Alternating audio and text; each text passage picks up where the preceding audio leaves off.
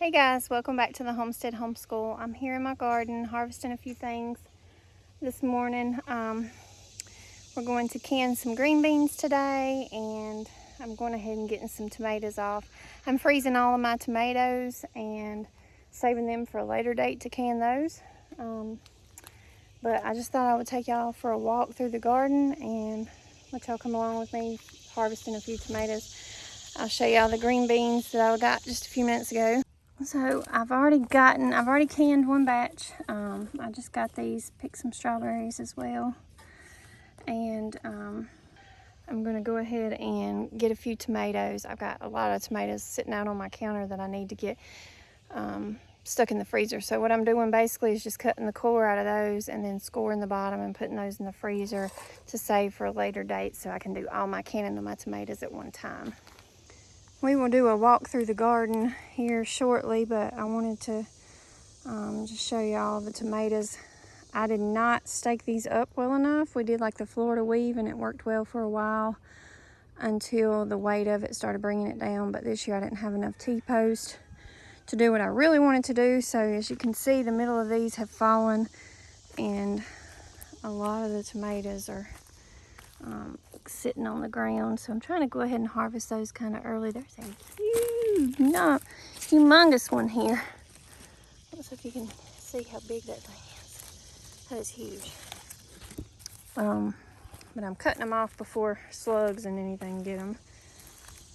So there's a few. And then we got all these over here that have kind of fallen down. They really needed about 2 more posts in between here. And then these have fallen down here. I also have tomatoes up here on these bed frames, and this has worked really well for trellising them. And then we've got more right here. So I'm gonna dig through this jungle and get out a few tomatoes.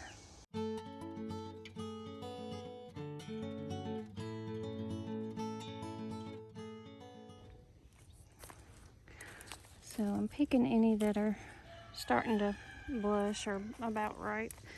And I'll just let them finish ripening on the counter before any pests get them.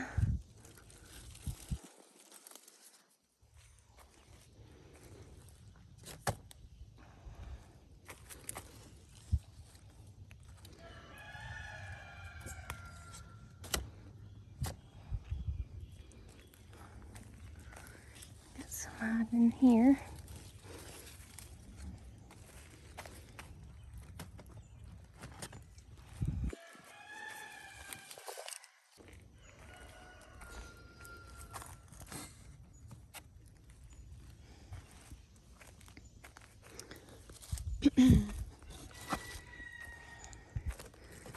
There's a few here that are ready. You can see that one. Something's been eating on that one there.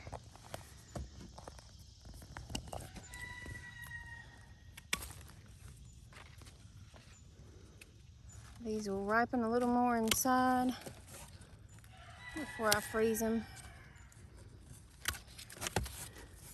I'll cut this one and see. We'll probably be able to use this one still because these are all dried up and the inside's probably just fine.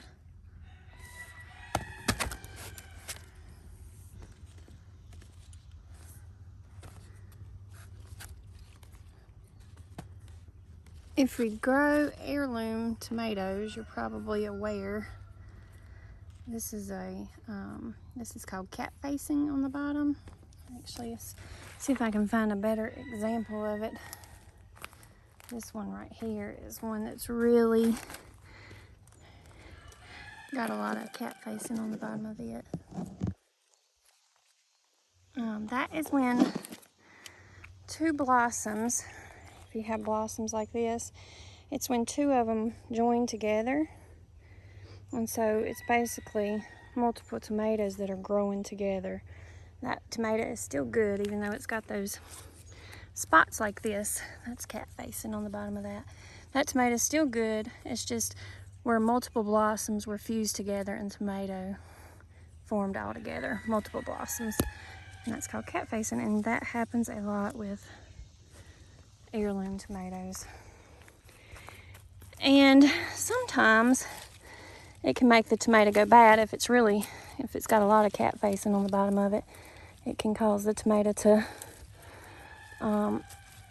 be more prone to pests and stuff to get inside it and climb through those little holes in the bottom. But most of the time, just the bad parts can be cut off.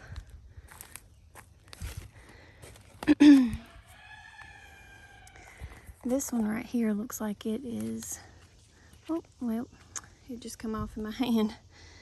Looks like that's probably 3 tomatoes joined together there. At least it was already starting to blush, so anytime it's starting to blush like this, you can let it finish ripening on the counter and it will be just fine. Here are a few little yellow pear tomatoes. I've grown this variety before, and the last ones I grew were a whole lot smaller than this and actually had a lot better flavor. So I'm not sure if these seeds were from Baker Creek or if these were from M.I. Gardner, but I know that the ones I grew before were from M.I. Gardner and they were really tasty. These are much meatier and bigger.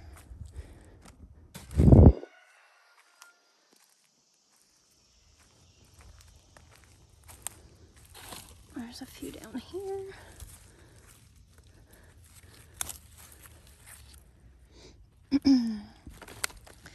So I'm picking at least this many tomatoes every day now. So I'll try to bring you along for my canning day on those.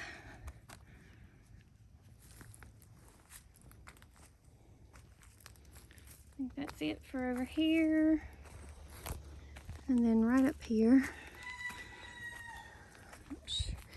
these are the Dr. Witchy's yellow, and they are really good. It's probably my favorite tomato I've grown this year. Tried the Cherokee purple. We got Abe Lincolns. I believe these are the Abe Lincolns. And then there's a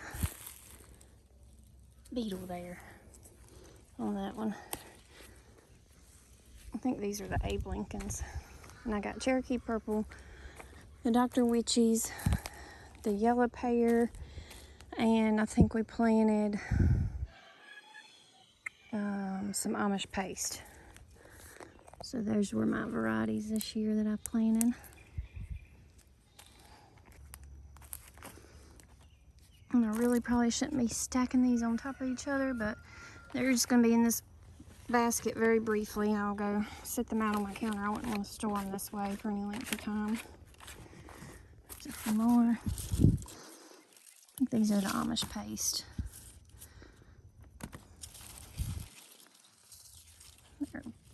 They're my favorite paste tomato. I've grown these and Romas, and I really like the Amish paste. They seem to do better for me than the Romas. And I've heard a lot of people say the opposite. So I think it's just a personal preference. All right. I think that's all the maters we're going to get today. Oh, I see a red one hiding under there, laying right on the ground. So it may be, oh, it's still good. It's got a little growth coming off the side there.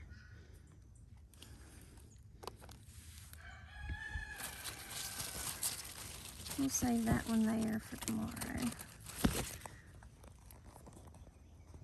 And this jungle I've got here, it's hard for, I miss a few.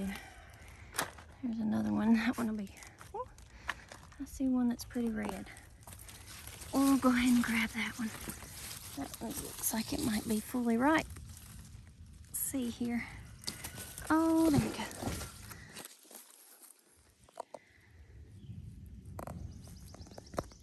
It's late in the morning. I had to go to the doctor this morning, so I got a late start, but that's a pretty good little haul. I got more than this yesterday.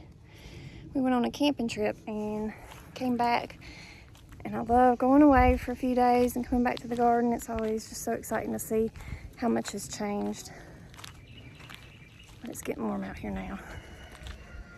I'm gonna set these up here and I'm gonna walk you around and show you things, how things are going. All right, so I really need to weed eat around the garden, so kind of ignore the weeds, but this is the entrance. We've got loofah gourd growing on the arbor here. In the beds surrounding the garden, I've planted pollinators, and my zinnias are very close to blooming. I've had lots of trouble out of those June bugs this year, those beetles. They're completely demolishing my rose bush. I can't hardly get a bloom. They eat it before it opens, but I've been picking those off in soapy water as much as I can. More rose bush. We got one that's gonna bloom there, but I'm sure they'll find that before it opens up too. These big beetles, he just flew off, are starting to eat them too. When I planted these cosmos, the rose bush wasn't there. And when I planted the rose bush, I forgot that I had cosmos seeds planted in front. They had not sprouted yet. So that's why the cosmos are in front of the rose bush. My sunflowers are blooming. They look beautiful. Those are inside the garden, but right around the edge. So they look pretty from the outside. These zinnias have not opened yet. They will be soon. You can see that damage from the June bugs.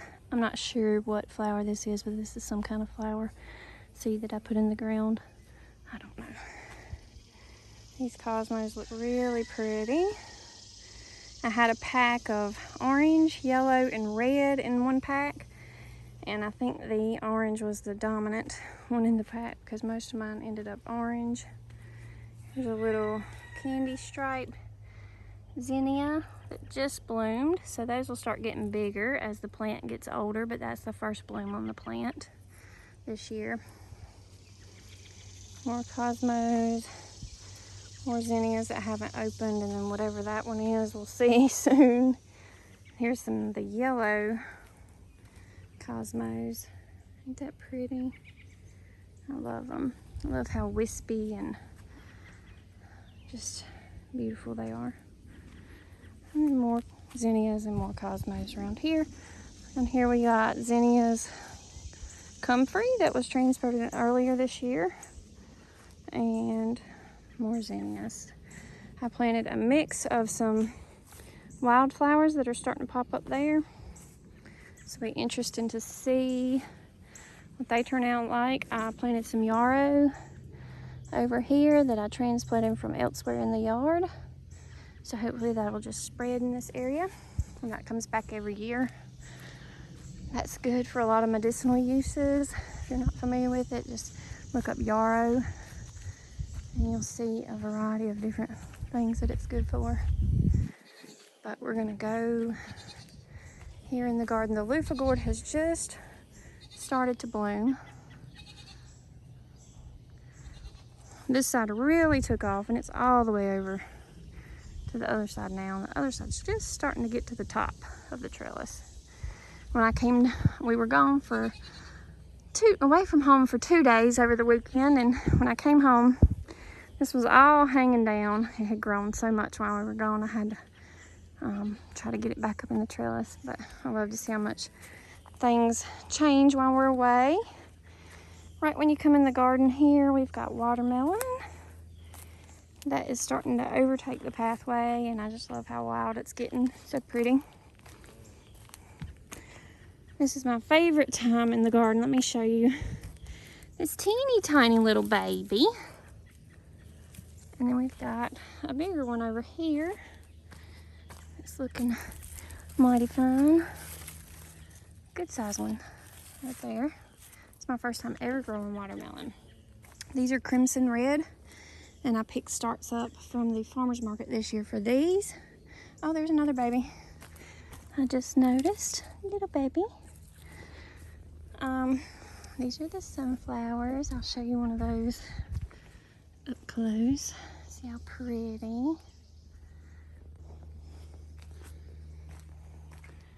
But these that are already trailing all out here, I planted those as starts.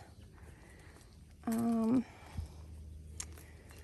then I put some seeds in the ground. They were a 75-day variety. So we'll see if we get anything off of those. I'm kind of thinking I probably won't. This area of my garden right here, for some reason, stuff don't want to grow right in here. I need to top it off with some good compost and try to work on the soil in this area because it's obviously lacking something. I can't get very much to grow in this area. I did plant some more watermelons there and there, but I had tried to plant some squash and stuff over here and I couldn't get it to grow. This is pigweed. This is just a weed that I need to pull up. That's another sunflower. Getting a slow start there. Also, I don't know if it's because I mulched with leaves, because all the area that I mulched with leaves just does not want to grow very well. And then all the area that I had mulched with our hay waste from the goat barn has just done fantastic. So maybe I just need to get some of our hay waste over here. I planted some more watermelons over here. These were Kajari melons that I was hoping would climb this gate, but I don't think they're going to do very much. We got more sunflowers there. We have already gotten one harvest of potatoes. This is our second planting of potatoes. I just harvested those about 2 weeks ago, week and a half ago. And then as soon as I harvested, I replanted. So this is our second planting of potatoes in this area. All right, we'll go on up here. I'll just go down each aisle. Over here, my okra is starting to finally take off. I had quite a time this year getting my okra to grow. Anything that I started from seed directly in the garden that I direct sowed, I had a hard time with because the slugs were eating my seedlings. But my okra is finally starting to take off. You can see it's planted all along this bed. And on the outside, I've planted calendula. So okra and calendula all along this bed until we get down here to the bottom.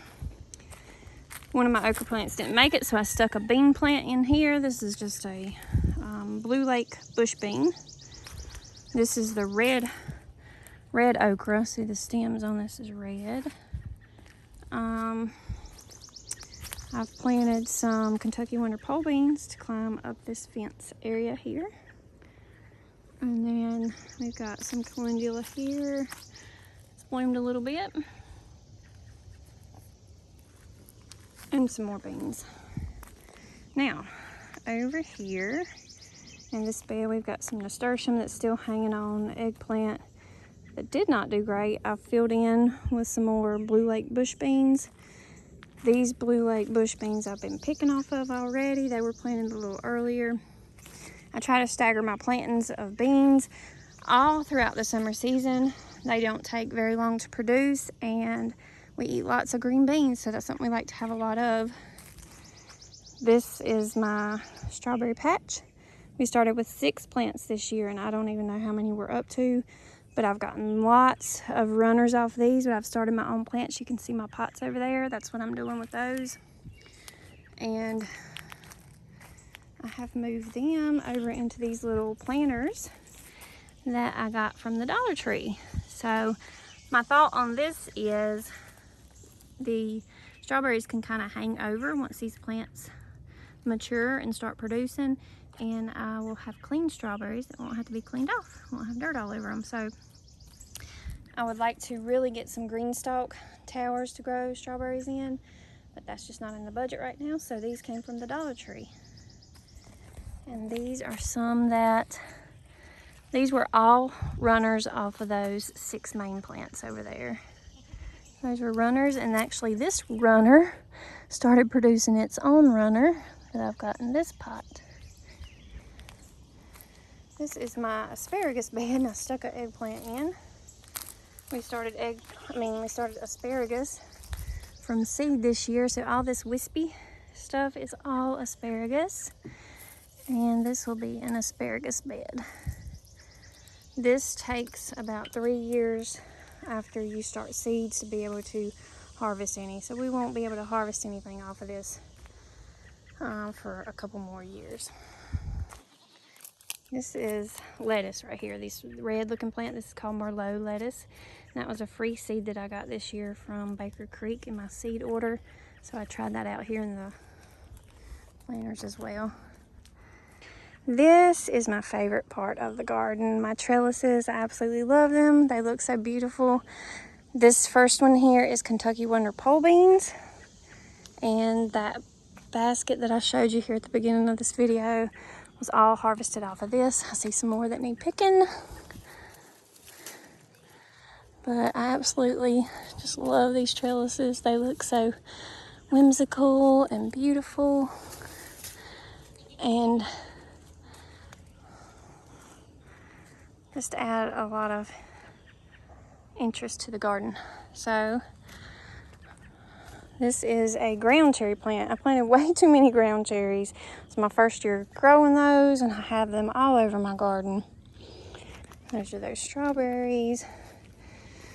This is the Blue Lake bush bean. I see I missed a few here as well. This was a cucumber plant that is done for. Cucumbers don't do very well in very, very hot weather. So I've already gotten my harvest off of those. It's done. I need to pull it up. I made relish from my cucumbers this year. I only had one plant. We don't eat a lot of cucumbers. We ate some fresh, and I was able to make 10 of the jelly jar size relish, half pint. This trellis here is Tromboncino squash. My first year growing that, and I got a little carried away, but look how huge this thing is. All right, moving on. That's the potato bed. This is peppers mostly in this bed. We have got, oh, those big old beetles. Some good sized peppers forming here. These, it looks like I've got a, yeah I do. This is a bell pepper. And then I've got a, I don't know if you can see that good, a good size jalapeno on here. This plant right here is loaded in jalapenos. Look at all those. I'll use those to make our sauce with, and I'll freeze those to use in recipes and stuff. More pepper plants. We also grew some shishito peppers for the first time this year. They're not hot at all. I ate one of those right off the plant yesterday down here snacking. But this is the shishito pepper. And if you watch Roots and Refuge, she blisters these in a pan and she makes like a dipping sauce for them. So that was my whole reason for planting those. Lots of people have raved about how good that is, so I wanted to try that. Have not tried it yet.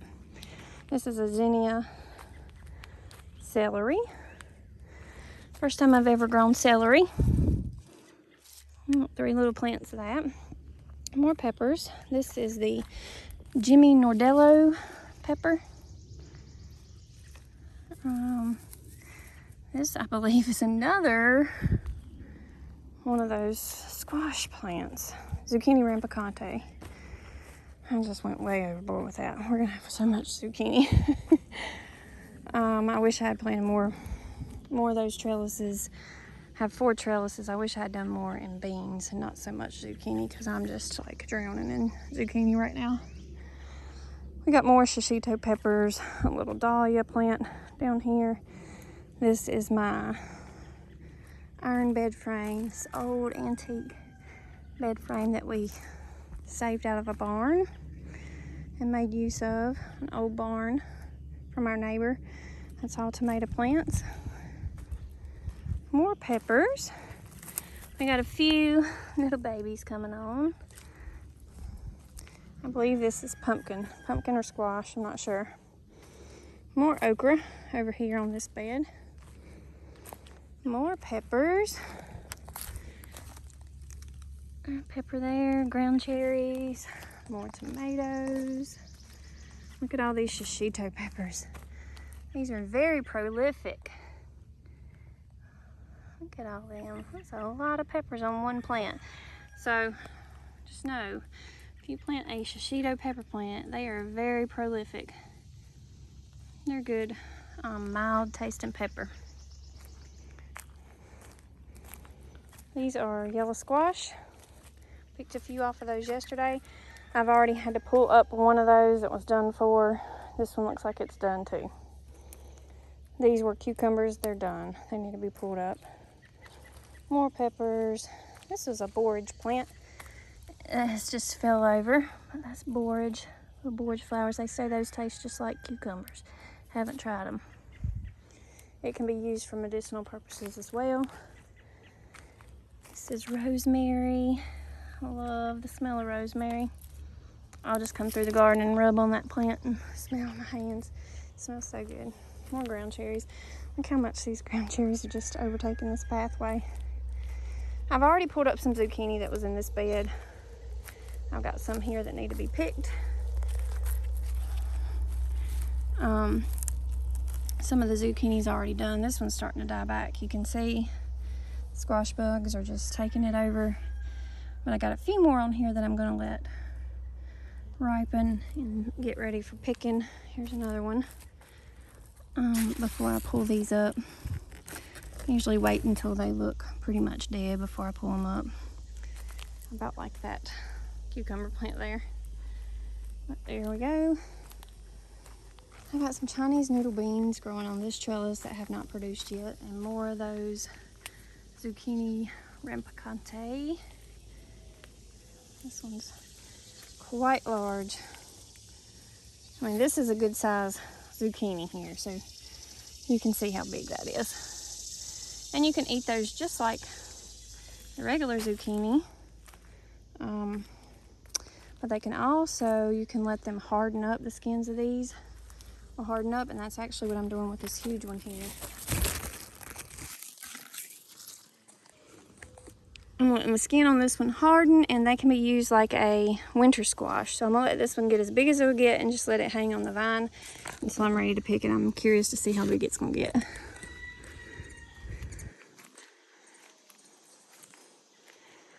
All right, more tomatoes over here. We've got beets left from the fall garden that will be just fed to the animals. More nasturtium. These were just riddled with those white moths come and lay eggs on these brassicas, and then they hatch into caterpillars, and that's what has eaten all these leaves off of these. That will be fed to the goats. They love those. I've planted some more zucchini over here. I need to get these cabbages out. They're ready. More zucchini. And then I've already showed you my tomato row and my pretty little marigolds. They did wonderful. These were all started from seed.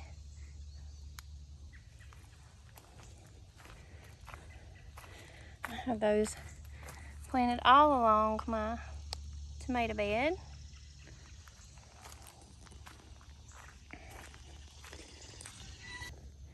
Those are my green beans I was telling you that I had harvested earlier today. We got a good little harvest today. And then back here we have our little insect hotel and some dahlias. Pumpkins, I believe, is what this is. Some calendula, more zinnias. I've already been cutting off these. These are a really pretty buttery yellow zinnia.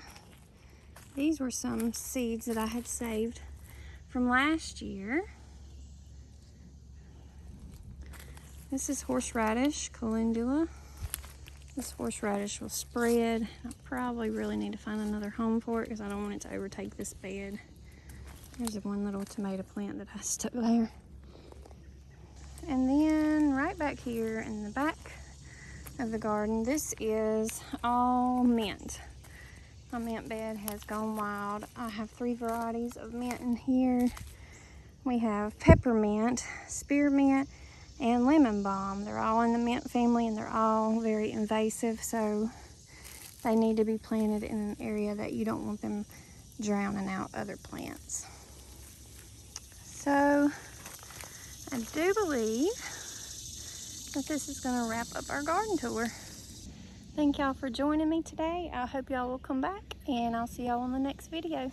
Bye.